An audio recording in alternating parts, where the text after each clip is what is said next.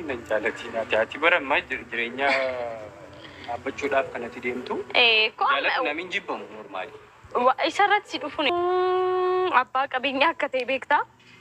Qarshii baay'eetu akkaawuntii isaarra jira.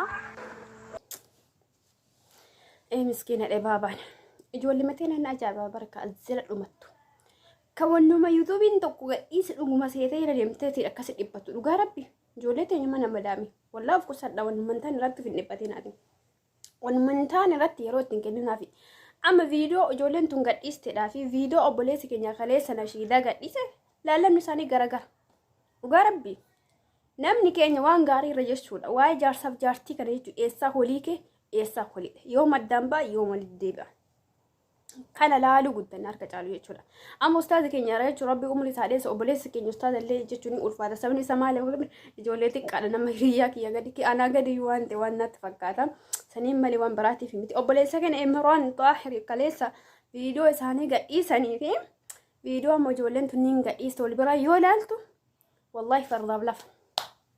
Eenyuma ijoollee tunniin akkasii hordofaa jira. Eenyuma ustaaza keenya akkasitti hordofaa jira hojenni. Anuma nama arabaa jiru sima mana arabaa jiru jechuudha. Keessaafuu ijoolleen teenya ijoollee Oromoodha jechuudha. Billaa aleekum. Nama biraatu deemtanii guddistansa. Nama biraayyuu bira deemtanii kan ijoollee Amaaraa biraayyuu deemtanii viidiyoo isaanii ilaaltanii hiriyaa keessaaf maal jedhan jara sunni akkamtan jedhani turgumii yookiin addaan afaan hiikkachuu jechuudha. Afaan hiikkachuu tafsiira isaa barbaaddassa. Eega akkas ta'uun keessanii oolle uummata qashtiidha. Isaan amma maal fedhanii afaan Oromootti isinii dalagaa jiran jechuudha.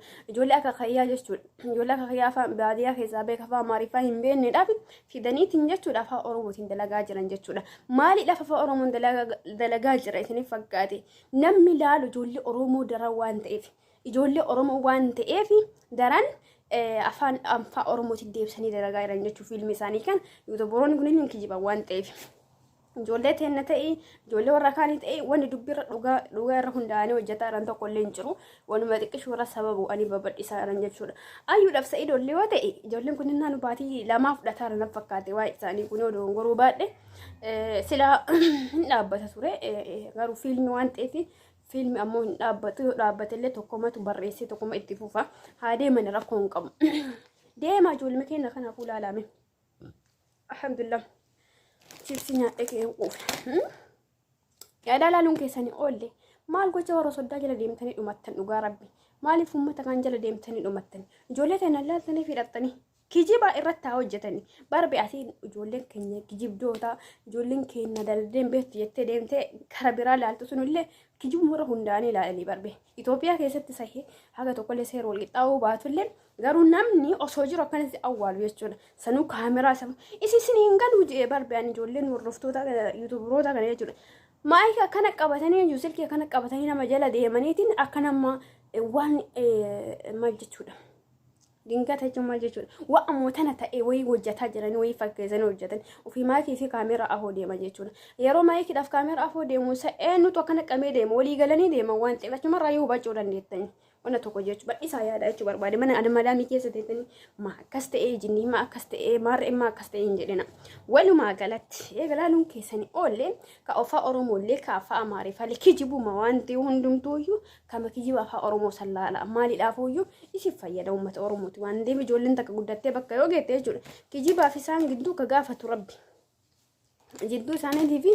jidduu isaaniitii fi jidduu kijiba isaanii ka gaafatu rabbi waan ta'eef rabbiin kijiba irraallee nu haa sattaru deemaatee kijibuu ijoollee keenya Oromoo sallaalaa fi inni biraa jechuudha obboleessa keenya kaleessa nashiidaa gadhiisan jechuudha. Dhugaa rabbi nashiidaa kaleessa gadhiisa osoo wanni sun muuziqaa ta'e osoo wanni suni waan sharrii wayii ta'e osoo wanni suni waan hamtu wayii ta'e sila viidiyoo isaanii akkasatti miti. Dhugaa rabbi mi wanuma keeriidhaa fi wanuma sharrii ilaala. Lafa farda adda fagaate jechuudha.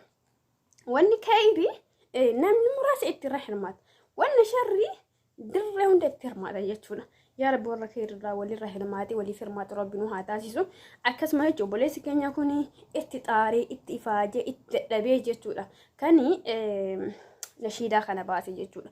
Nu garuu fuunee kallattii garaagaraatiin kun TikTok ofii irra gadi dhiifata, kun YouTube ofii irra gadi dhiifata, kun ammoo Facebook ofii irra gadi dhiifata, ofii ka itti faajee ka itti dadhabee abbaa tokko kabiraati jechuudha. Inni suni asirra faayidaa wayii argachuudhaaf YouTube irra gadhiisan jechuudha. Garuu nu asii fuunee karaa biraatti gurgurachuun kun araama namarra hin ta'u. Araama namarra hin ta'u dhugaa rabbi. Kanaaf asii fuutaniiti nashiidaa ustaazaa keenyaa bootanii obboleessa keenyaa fuutaniitiin karaa biraatiin deemtanii hin gurguratina. Dhiisaa fi isaanummaan iyyuu itti xaaranii itti faajaniiti miti kan dalaganii asiin gaan jechuudha. Kanaaf bakkuma isaan kaasanitti achumatti dhugaa rabbi awwalan ajaa'ibu yeroo ramadaana ustaaza keenya yaa rabbi umrii isaanii haa dheeressu gahiri irratti inshallah wajji umrii nu haa tursiisu sagalee isaanii illee nu jala dullooman illee rabbi inshallah barakaa keessa nuuf haa kaa'uu fi nashiidaa isaanii gadhiisanii jechuudha. Hanga yuutuubii isaanii irra laallamerra jechuudha. Yuutuubii nama tokko irra laallame jechuudha. Yuutuubii nama tokko akkasuma gabbuusee irra gaate. Aqee jalaan jechuudha. Kaasii viidiyoo kana jennaaniin waan biraa namaan jedha uummanni dhiisituma dhiisu wayya waan biraa jedhame jechuudha. Kanaaf hinaaftu faasiin jedhanii maaliif hinaaftame ati waan namaa tokko dhiisi jechuun hinaafaa qabdi billaa aleekum. Kanaaf ijoollee keenya ustaaza keenya obboleessa keenya Imraan Xaahir nashiidaa isaanii deema laalaa fi Oromoo Soddaa jalatti fiilmii majaarsaaf jaartii jalatti fiilmii majaarsaa jaartii jalatti hin dhumatinaatiin deema laalaa fi ayyuudhaaf sa'idoos ta'e ijoollee amaroota maali jinni isaan ta'e maali ta'e baluu ta'e jinni ta'e kafee yoo ta'e jechuudha. Ka Oromoo Soddaa irra laalurra kijiba ijoollee Oromoo laalu wayya takka kijiba ijoollee Oromoo irra laalutti ijoollee keenya ijoollee jajjabduu akka ustaaza keenya kanneen irra laalu wayya walii filataa deema achi amma barbe warra kaan bira illee dhatti nama kijibaa laalta ijoollee keenya bira illee dhuftu nama kijibaa laalta garuu kijibni ijoollee keenya uummata kan walitti hin dhagamu kijiba ijoollee keenya kana jala deemti koomintiidha arrabsite kijibdoota maalii jettee arrabsite jechuudha. Achi jalatti waan takka hin dubbatu sodaa afaan takkatti hin dubbatanii jiru dhugaa rabbi dhugaa haga dhufaniitiin afaan Oromootiin iyyuu jechuudha guutanii si arrabsan namni tokko afaan Oromoo waan sirrii hin dandeenyeef qubee afaan Oromoo kanaa seeruma qubee afaan Oromoo kanaa guutanii si arrabsanii qubee kasanii si arrabsan garuu uummata kaawwan bira galtee jechuudha uummata kaawwan bira galanii ilaalaniitu nama kijibaa kana jechuudha nama kijibaa ijji isaanii arguu kan osuma hin dubbata waa takka hin barreessan jechuudha. Kanaaf qalaaluun keessanii oolli kijibu ijoollee keenya laalaa fi ijoollee keenya guddisaa tarii kijibara guddachuun baay'ee ulfaata. Kan isin jedha ulfaadha ammamoonni irra deebi'aa haasoo barbaade ustaaza keenya warri yuutuuba isaanii hin beekne liinkii isaanii azala kaayaa marti keessanuyyuu deemaatiin laakii godhaa fi viidiyoo isaanii daqiiqa muraasa waan ta'eefuyyuu laalaa fi laakii godhaa sabskiraayib yookiin maatii ta'aa fi koomintii babbareedduu barreessaa fi akka isaan hamilee ta'anii inshaallah ciminna raayyaa lammataa ta'anii jechuudha. Raayyaa lammataa ta'anii as bahanii waan gaarii nuuf hojjetanii umriin aanlee umrii ijoolleeti waa baay'ee eeggataa sagaleellee maashaallah tabaaraka rahmaan bareedduu qabanii rabbi umrii isaanii haa dheeressu. Kanaaf walumaa galattuuyyuu deemaatiin nashiida isaanii ilaalaa fi isiniin jechuu barbaadeeti sila assalaamu alaykum warahmatullahi wabarakaatu jedhee ansilaamoo oduma naan tartiifamoo jechuu badhaaya kan isiniin jedha yeroo gaarii qabaadha horaa bulaa.